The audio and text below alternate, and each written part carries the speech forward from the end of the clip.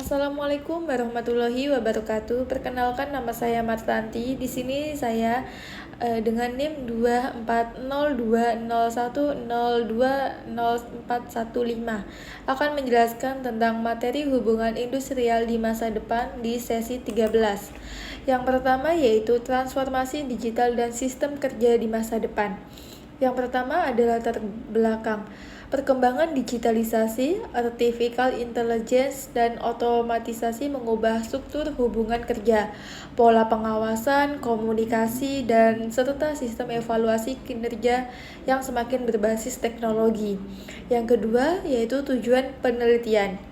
Menganalisis dampaknya transformasi digital terhadap stabilitas hubungan industrial.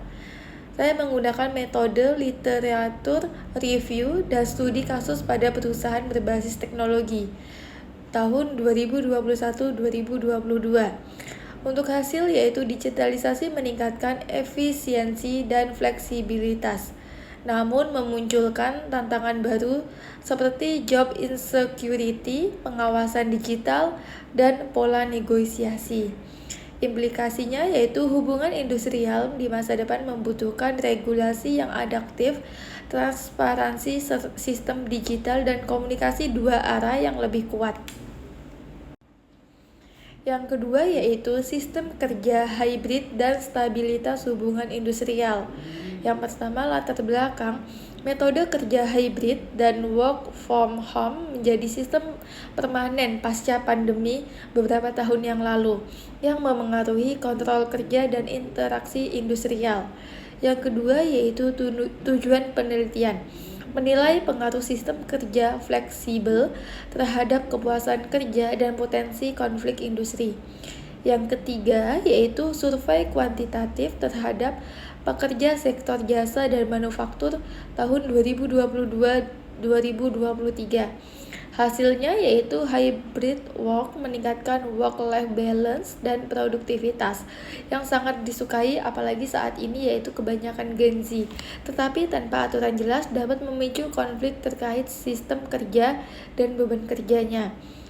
Yang terakhir, implikasi. Perlu perjanjian kerja yang jelas mengenai jam kerjanya, targetnya, serta mekanisme evaluasi kinerja berbasis digital. Peran serikat pekerja dan manajemen konflik di era industri 5.0.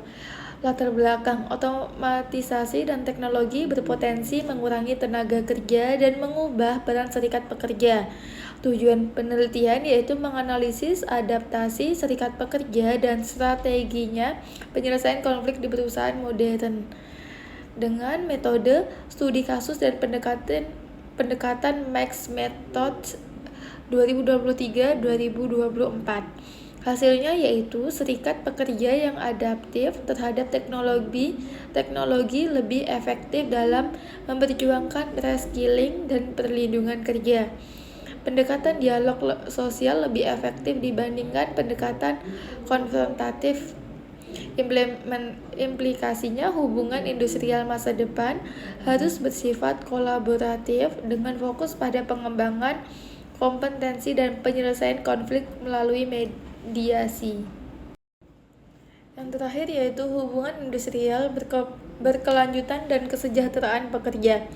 Latar belakang. Konsep sustainability dan ESG mendorong perusahaan memperhatikan kesejahteraan para pekerja dengan bagian dari keberlanjutan bisnis, yaitu tujuan penelitian menganalisis hubungan antara kebijakan kesejahteraan pekerja dan stabilitas hubungan industrial.